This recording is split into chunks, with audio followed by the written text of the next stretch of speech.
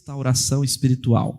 Uma série baseada no livro de Oséias, no capítulo 14 apenas de Oséias, e também no livrinho do pastor Joel Bick, De Volta para os Braços do Pai, um livro que eu recomendo muitíssimo a leitura dele, em nome de Jesus. E hoje nós vamos falar sobre o amor que cura. Nós cantamos de diversas formas hoje sobre este amor maravilhoso. E nós vamos meditar apenas no versículo 14, Oséias 14:4, sobre este amor que cura, em nome de Jesus. Abra aí a sua Bíblia em Oséias 14 e nós vamos ler apenas o versículo 4.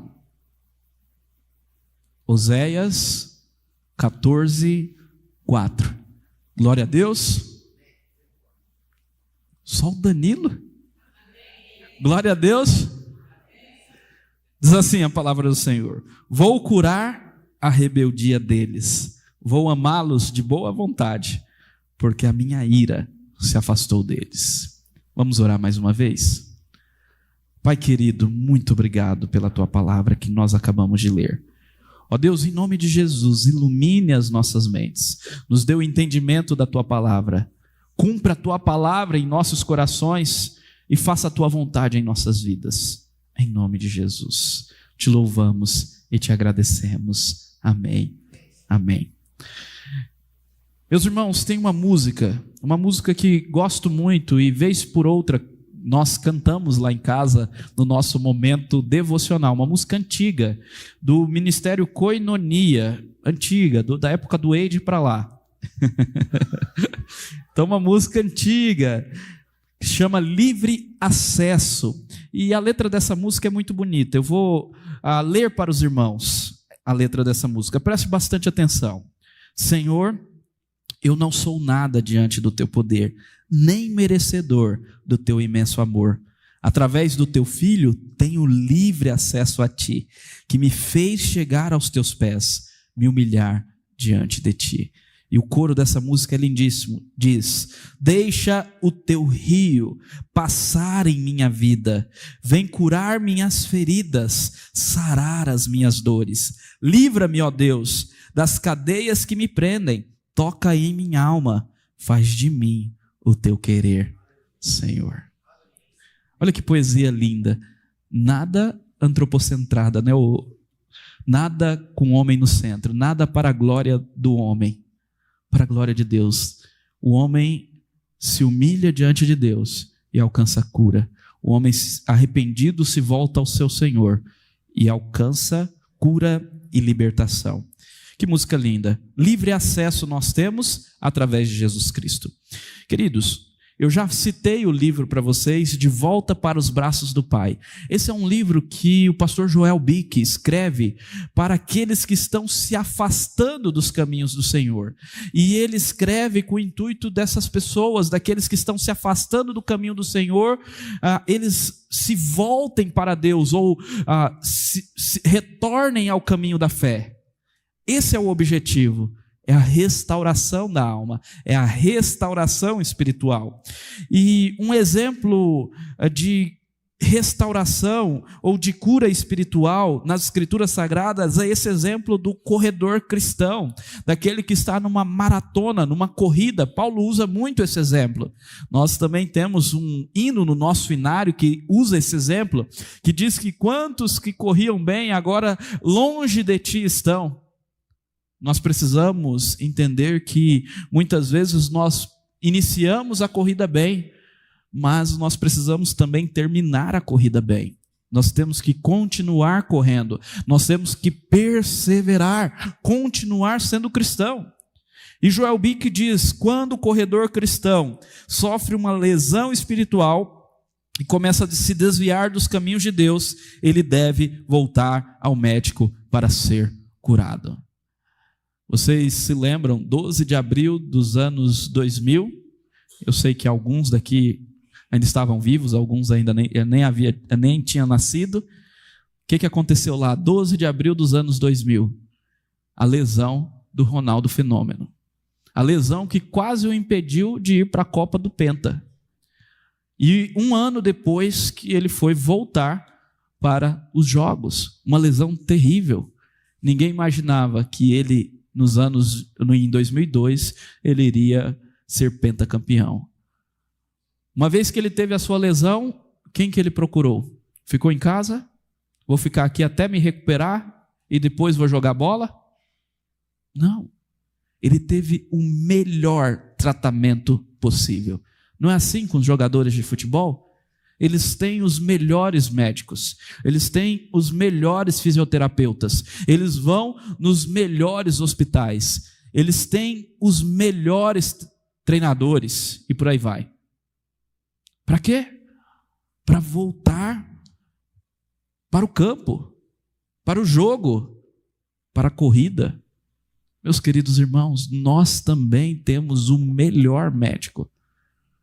Muito melhor do que qualquer outro, Cristo Jesus. Então, se nós sofremos uma lesão espiritual e começamos a nos desviar dos caminhos de Deus, nós precisamos nos voltar ao médico para ser curado, e esse médico é Cristo Jesus. E olha só o que o Joel Bick também nos diz: o Cristo crucificado mostra como Deus pode amar esses pobres e culpados pecadores errantes que, como nós, todos nós, se desviaram e se desviam e podem ou têm a tendência de se desviar dos caminhos de Deus. Vemos Cristo como a resposta para todos os nossos fardos e devaneios. Nós precisamos nos voltar para Cristo. Eu quero relembrar algumas coisas que nós já falamos. Na semana passada eu iniciei essa série e falei sobre os sinais. Primeiramente eu falei sobre os sinais daqueles que estão se desviando. E citei, por exemplo, a frieza na oração. Não tem mais prazer em orar, não ora. A indiferença à palavra, as corrupções internas crescentes, amor pelo mundo, desejo pelo mundo, mentiras e por aí vai. Confiança nos homens e a diminuição do amor pelo próximo. Não ama mais o próximo, tem uma vida autocentrada, tem uma vida individualista. E eu citei também as consequências terríveis do nosso afastamento de Deus, que são o insulto ao nome digno de Deus. Citei, por exemplo, o exemplo de Davi, que pecou e as pessoas blasfemaram contra o Senhor por causa do seu pecado. Meus irmãos, o nosso pecado insulta o nome digno e santo de Deus, por isso que ele é terrível. Nós precisamos entender isso, que o nosso pecado traz o nosso próprio sofrimento. Se somos filhos, a disciplina do Senhor. O salmista também nos diz isso. O salmista Davi, lá no Salmo 32, diz que enquanto ele calou os seus pecados, os seus ossos se envelheceram. Ele ficou enfermo por causa dos seus pecados. Também o nosso pecado gera o pecado e a apostasia de nossos filhos.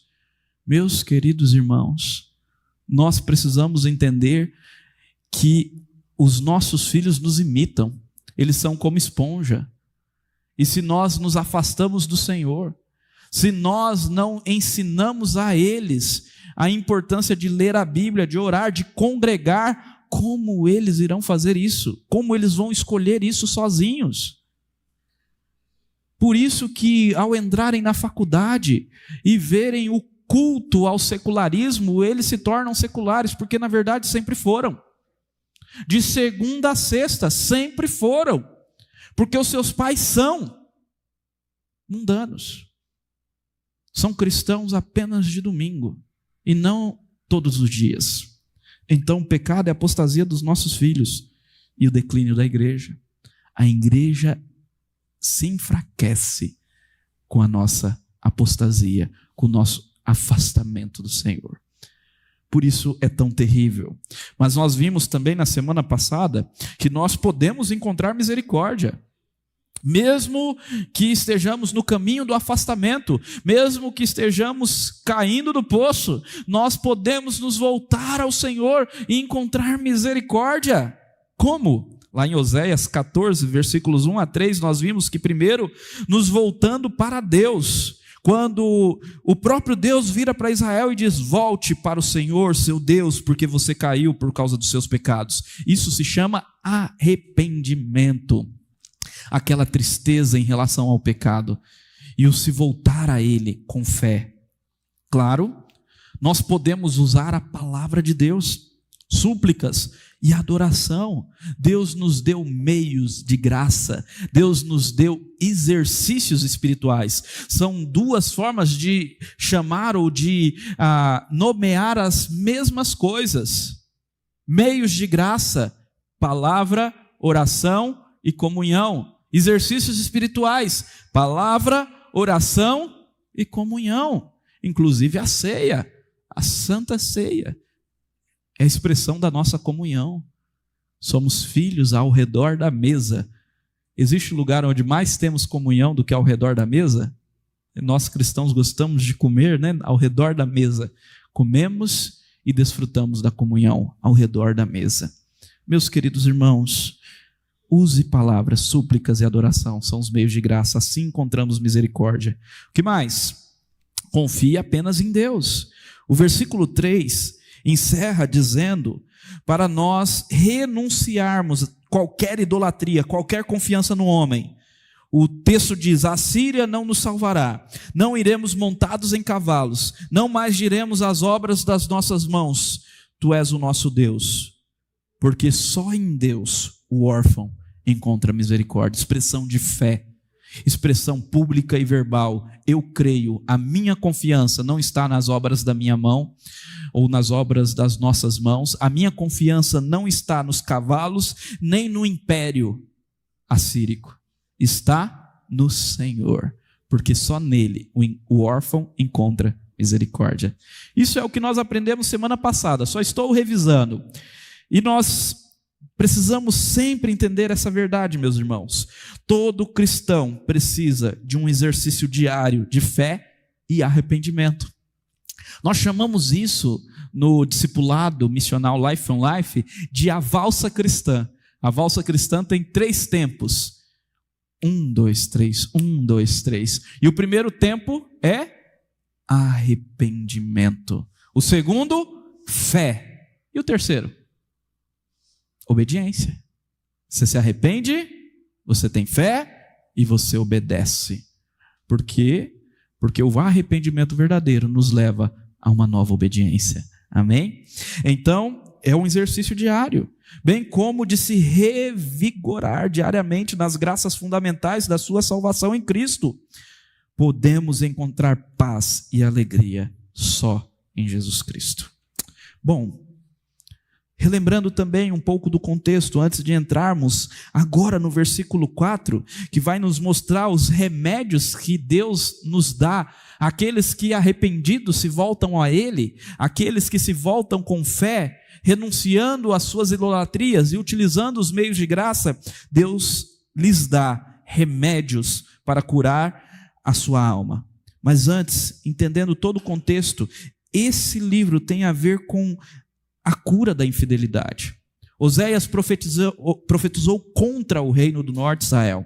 Entre os anos de 753 a 715 a.C., como nós vimos também na semana passada. E ele viu a queda de Israel pelas mãos da Síria em 722 a.C. Israel não se voltou ao Senhor e caiu pelas mãos do Império Assírico. Agora, nesse livro, Oséias tem o intuito de denunciar a infidelidade de Israel.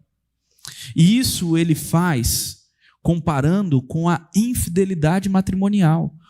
Deus que faz isso por meio da vida de Oséias. Deus usa a própria vida, o próprio casamento, a própria família do profeta para anunciar essa mensagem. Oséias se casa com uma mulher adúltera chamada Gomer, que o abandona para viver com seus amantes.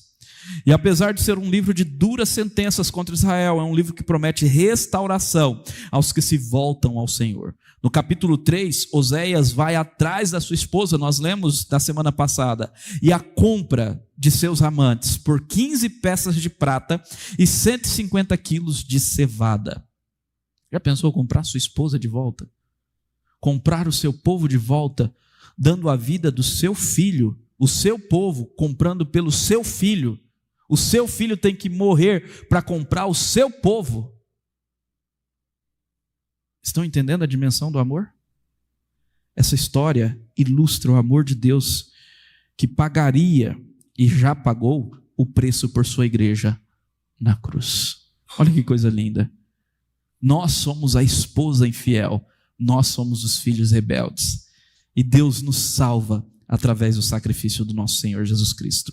Diante disso, agora no versículo 4, nós temos a restauração em andamento, o amor que cura.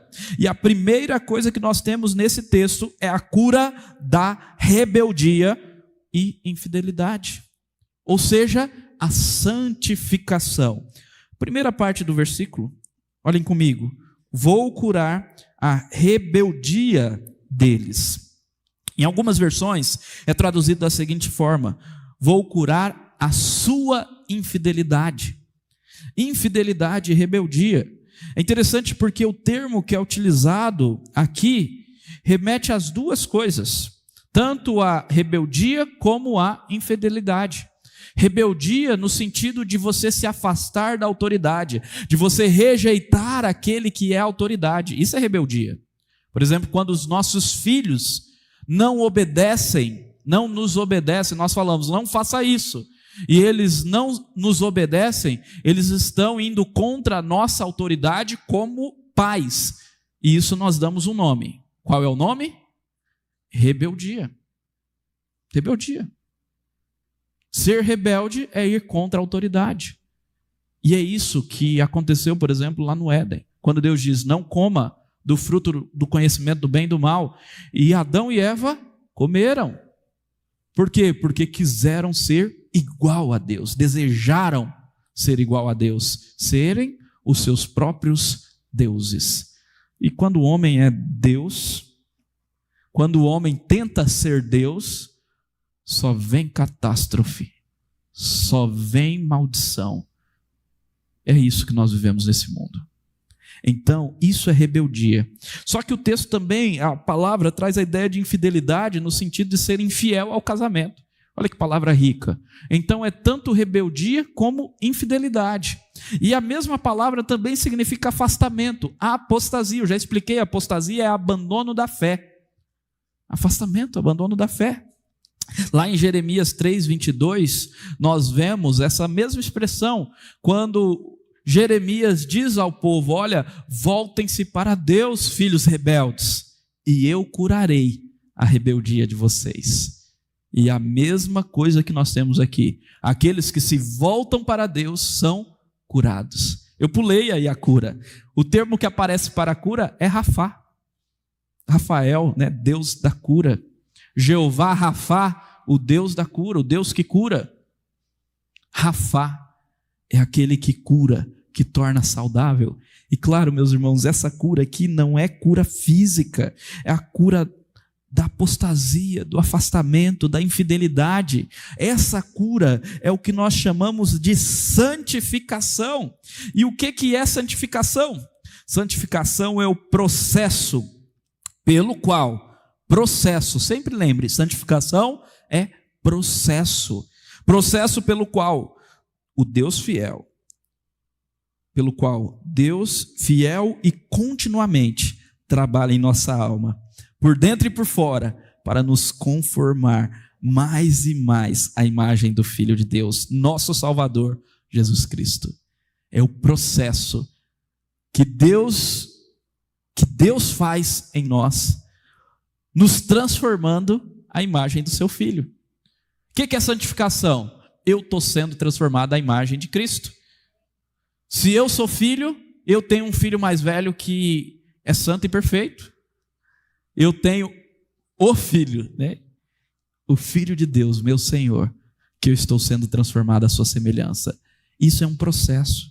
Meus irmãos, santificação só acontece em alguém que já é de Deus, em alguém que já se converteu, em alguém que já se voltou para Ele com arrependimento e fé, em alguém que já abandonou as suas idolatrias e já fez tudo o que nós falamos no sermão da semana passada.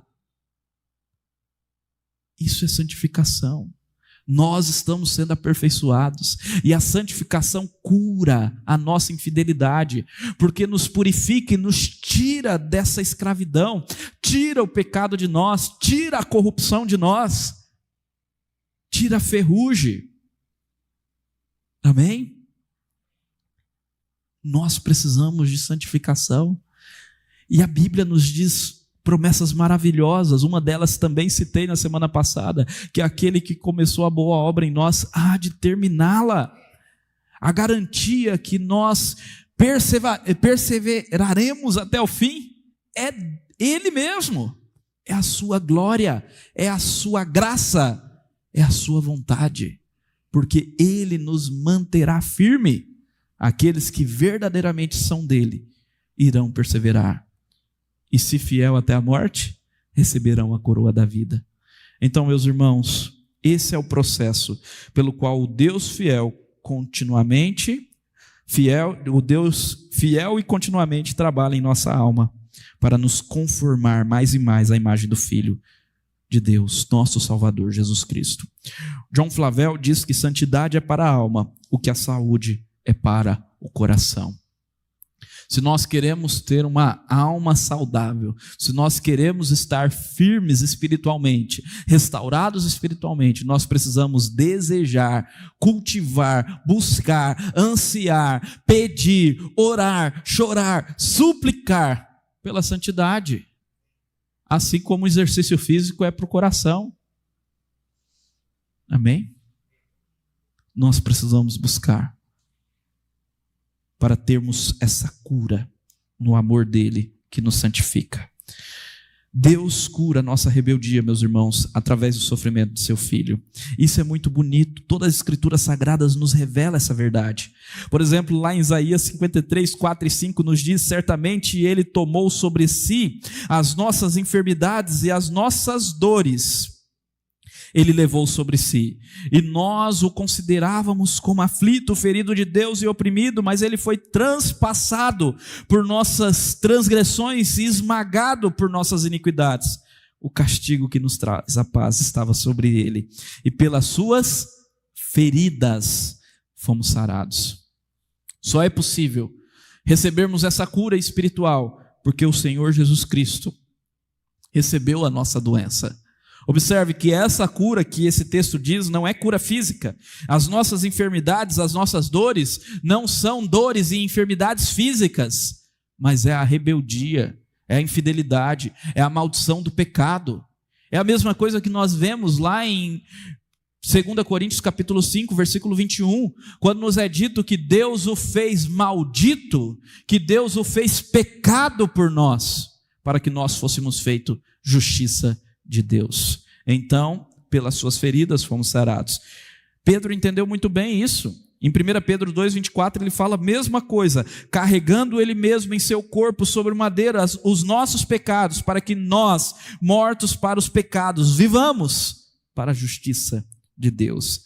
Pelas feridas dele vocês foram sarados. Aqui Pedro faz uma aplicação do texto de Isaías. Ele está dizendo, ele fez isso para quê? Para que nós, mortos para os pecados, vivamos para a justiça. Ele não morreu para nada. Ele não morreu para nos deixar da mesma forma. Ele morreu para que nós morramos com ele juntamente para o pecado e vivamos juntamente com ele para a justiça. Não faz sentido sermos libertos da escravidão do pecado e continuarmos presos, continuarmos na morte, escravos. Então, libertos pelas feridas dele, nós fomos sarados disso. Em Hebreus 12, 2, falando sobre perseverança e também a ideia de corrida, olhando firmemente para o autor e consumador da fé, Jesus, o qual em troca da alegria que lhe estava proposta suportou a cruz, sem importar com a vergonha, e agora está sentado à direita do trono de Deus. E a aplicação de tudo isso é: corramos com perseverança. Imagina um corredor dos 100 metros, e então ele está olhando fitamente para a linha de chegada, e ele coloca o impulso e toda a sua força para correr o máximo possível. Por quê? Porque ele visualiza a sua chegada. Ele visualiza a linha de chegada. Ele visualiza a vitória. É essa a ideia. Olhem fitamente para Cristo, que é tanto o autor como o consumador. É o fim da corrida. Ele é o início e o fim. Não é isso que ele disse? E então corram com perseverança. Porque ele sofreu para isso, para a gente correr com perseverança. Agora, se você desviar os olhos de Cristo, quem aqui é motoqueiro ou motociclista? A maioria não. 2 só. Uma coisa aí, para quem anda de moto. Eu já andei de moto muito tempo. Depois de casado ou namorando com a Esté, eu fui comprar um carro. E para fazer rampa de moto, tem um segredo bem simples. Todo mundo que vai tirar a carteira de moto fica com medo. Se você olhar para a roda da moto e for fazer a rampa, você não consegue. Por quê? Porque você vai ficar fazendo assim, ó, e vai cair da rampa. Agora, se você olhar para frente, não para baixo, para frente, e esquecer da rampa, mas olhar para o final, você vai tranquilo. Esse é o segredo. Se você ficar olhando para aqui, para o agora, e às vezes até desejando aqui agora, você não vai conseguir chegar no final. Então olha para Cristo. Olha para Cristo até o fim. E você vai romper. Em nome de Jesus. O Deus cura, o nosso Deus cura a nossa alma por causa de Cristo. Amém? Em segundo lugar, o ato do amor voluntário, a adoção. Nós temos em primeiro lugar a santificação, a cura. Nós temos em segundo lugar a adoção. Observem que isso aqui não está em ordem cronológica. Na verdade, aqui está o inverso. Porque sim, nós somos adotados primeiro e depois de adotados somos santificados. Mas o autor colocou nessa ordem para dar uma ênfase muito bonita de que Deus nos cura através da adoção e através também do perdão, que nós vamos ver logo mais. Então, a segunda frase desse versículo, vou amá-los de boa vontade. O que é o ato de amor voluntário de Deus? De boa vontade. Algumas versões trazem de mim mesmo os amarei. Voluntariamente os amarei. Samuel Pierce, ele faz uma paráfrase. Ele diz o seguinte, que esse versículo fala da seguinte forma, irei amá-los gratuitamente, como se nunca tivesse existido pecados neles. O que nós temos aqui? Nós temos o amor de Deus. E Oséias, esse amor é demonstrado de duas formas. O amor conjugal, Oséias 3:1, do esposo à sua esposa, mesmo que ela seja infiel. Oséias vai atrás da sua esposa infiel, a compra de volta e diz que irá curá-la da sua infidelidade. Mas também, lá em Oséias 11:1, nós temos o amor adotivo de Deus. Olha só, voltem aí, algumas páginas. Oséias 11:1. Quando Israel era menino, eu amei, e do Egito chamei o meu filho. Um versículo que se cumpre em quem? Em Cristo Jesus. E que também conta a história de Israel, porque Israel foi para o Egito, assim como o nosso Senhor Jesus Cristo também morou na sua infância no Egito. Então, quando Israel era menino, eu o amei, e do Egito chamei o meu filho. Amor adotivo, amor que nos faz filhos. Como resolver essa questão? Ora, somos filhos do Pai e noiva do Filho. Entendendo a Trindade, se resolve. Somos filhos do Pai, Deus Pai, Deus Filho e Deus Espírito Santo. E somos noiva do Filho. A igreja é a noiva de Cristo. Mas todos nós somos filhos do Pai Celestial.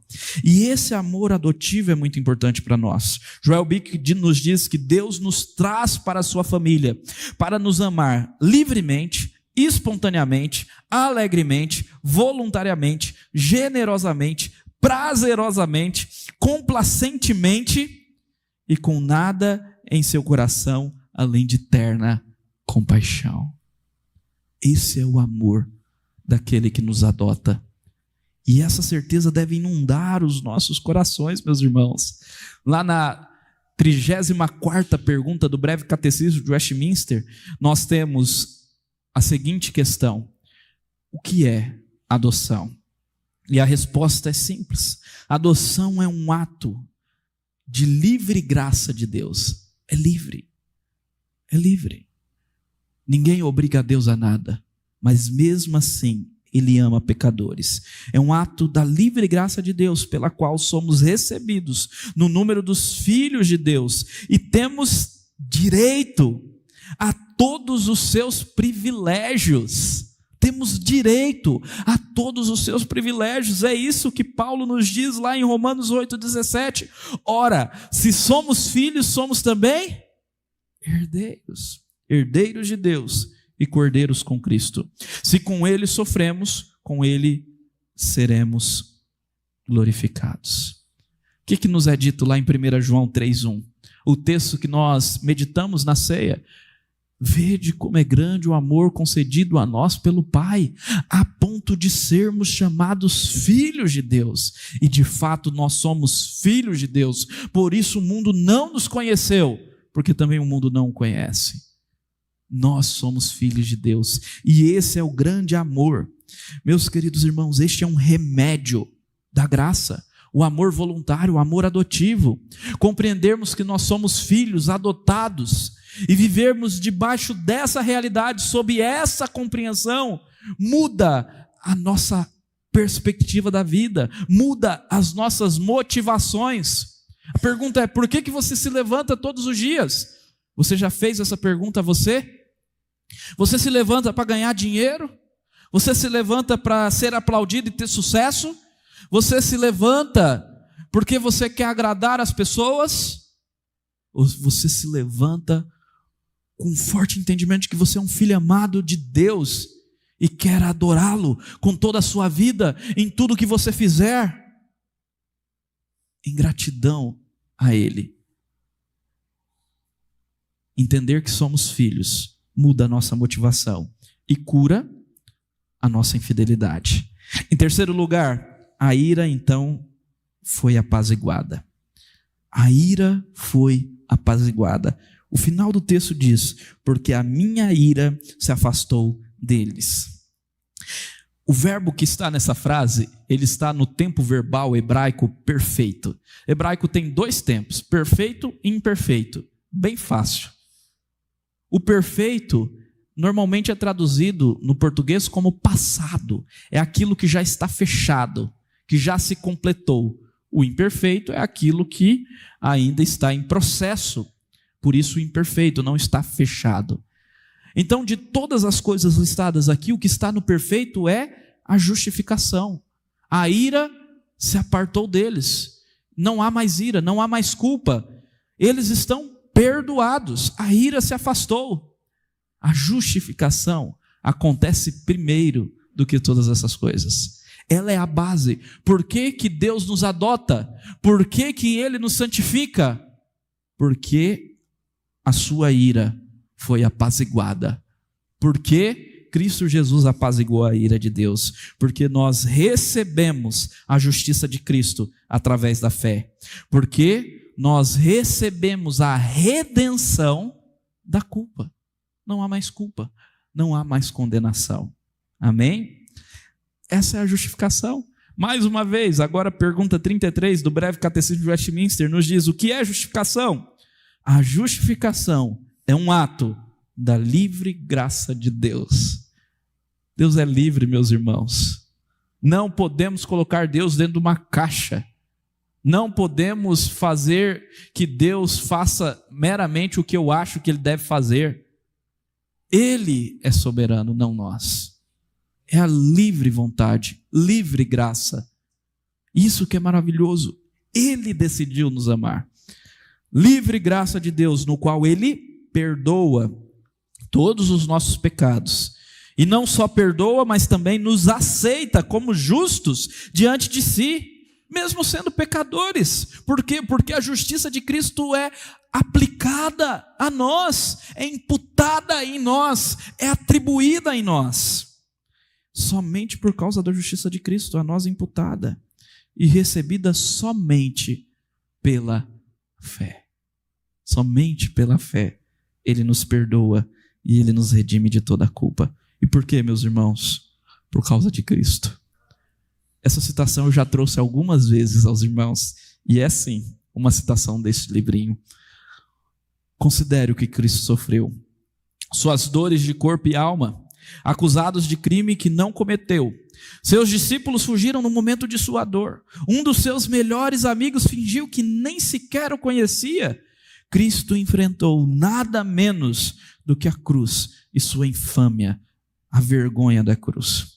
Dele foram subtraídos, foram tirada toda a honra na terra, sua dignidade e direitos como Deus. Trataram Cristo pior do que tratariam um cão. Espancaram seu corpo até virar uma pasta de sangue e em seguida pregaram sua carne tenra a uma cruz áspera, onde ficou pendurado em agonia por horas. A escuridão desceu sobre ele, não apenas a escuridão dos céus, mas a escuridão da alma, de tal modo que chamou: meu Deus, por que me desamparaste? Contudo, Cristo desprezou a dor e a humilhação da cruz, pela alegria que estava posta diante dele. Ele considerou esses sofrimentos algo pequeno em comparação à felicidade infinita e eterna de glorificar a Deus por meio da salvação dos pecadores. Ele estava trazendo muitos filhos à glória. Por isso somos filhos, meus irmãos. A cura da rebeldia e da infidelidade, santificação. O ato de amor voluntário, adoção. A ira que foi apaziguada, justificação. Agora nós precisamos entender que este amor que cura vem de Cristo. Cristo, apenas Cristo é a nossa cura. Ele é tudo para o cristão. Ele é tudo para o cristão. Joel Bick diz isso na página 73 deste livro, e eu faço questão de ler para que os irmãos comprem depois. Muita coisa eu não estou trazendo desse livro. Joel Bick diz: Deus fez de Cristo tudo para o cristão. Não somos nada senão pecado. Cristo se fez pecado em nome do seu povo para redimi-lo. 2 Coríntios 5, 21. Somos eternos infratores da lei. Cristo é o cumprimento da lei. Mateus 5, 17. Estamos separados de Deus. Cristo foi desamparado por seu Pai, que agiu como juiz para que nunca sejamos desamparados por Ele. Somos injustos. Cristo é o único totalmente justo, tendo merecido um manto perfeito de justiça mediante sua obediência ativa e passiva. Isaías 61, 10. Somos amaldiçoados. Cristo morreu uma morte amaldiçoada, como aquele que carregou a maldição pelos seus eleitos. Gálatas 3,13. Estamos sob a ira divina. Cristo merece, mantém e aplica a paz. Isaías 53:5. Merecemos o inferno. Cristo desceu as dores do inferno em seus sofrimentos neste mundo para impedir que pessoas sejam destinadas ao inferno, para pessoas destinadas ao inferno fossem para lá por toda a eternidade. Lucas 22:44. Estamos condenados pela verdade e justiça de Deus. Em Cristo, o amor e a fidelidade se encontram, e a justiça e a paz se beijam. Salmo 85:10. Somos tolos. Cristo é a sabedoria. Provérbios 8. Somos imorais. Cristo é santo, inocente, imaculado e separado dos pecadores. Hebreus 7:26. Somos propensos à tentação. Cristo foi tentado em todas as coisas, porém sem pecado. Hebreus 4:15. Somos espiritualmente miseráveis. Cristo, sendo rico, tornou-se pobre por vossa causa, para que vocês sejam enriquecidos por sua pobreza. Vivemos em escravidão espiritual, em Cristo a liberdade, pois o Filho vos libertar, verdadeiramente sereis livres. Somos fracos, Cristo é a nossa força. Somos negligentes na oração e ingratos, Cristo é o sumo sacerdote que ora e agradece, o qual está sentado à direita de Deus e nunca para de interceder pelo seu povo. Não temos descanso? Cristo passou 33 anos sem descansar mas agora ele entrou no descanso, fazendo com que o seu povo descanse nele como seu profeta, sacerdote e rei que pagou por toda a sua salvação. Cristo é tudo, meus irmãos. Tudo para nós. Ele é a cura da nossa alma. Ele é o grande presente do Pai para nós. Vamos aplicar? Deixa eu fazer algumas perguntas primeiro. Você tem plena certeza da sua salvação? Você pode dizer com toda a convicção que é salvo e que morará no céu com Deus? Você está distante do Senhor? Não lê mais a Bíblia, não ora, não congrega, está cheio de desejos pecaminosos e teme a morte? Vou fazer igual o meu xará, David Jones. Você teme a morte? Você tem medo da morte?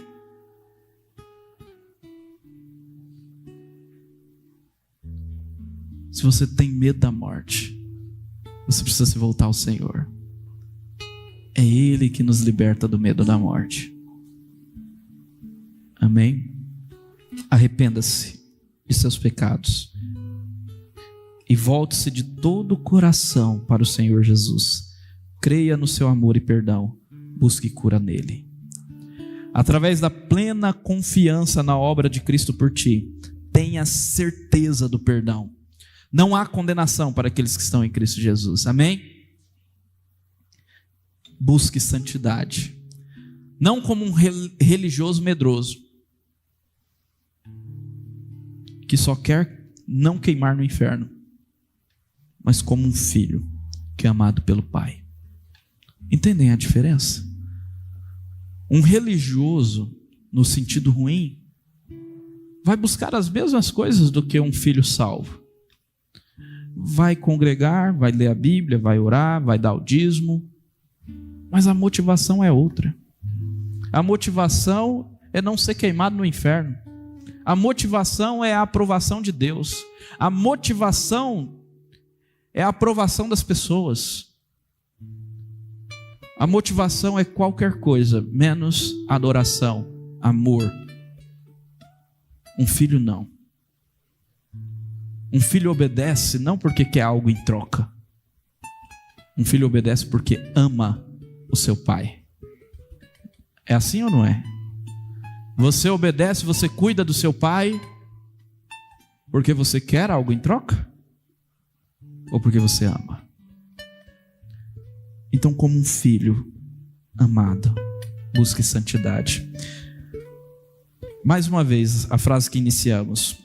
O Cristo crucificado mostra como Deus pode amar pobres, pecadores e culpados. Nós somos, que se desviam dos caminhos de Deus. Vemos Cristo como resposta para todos os nossos fardos e devaneios.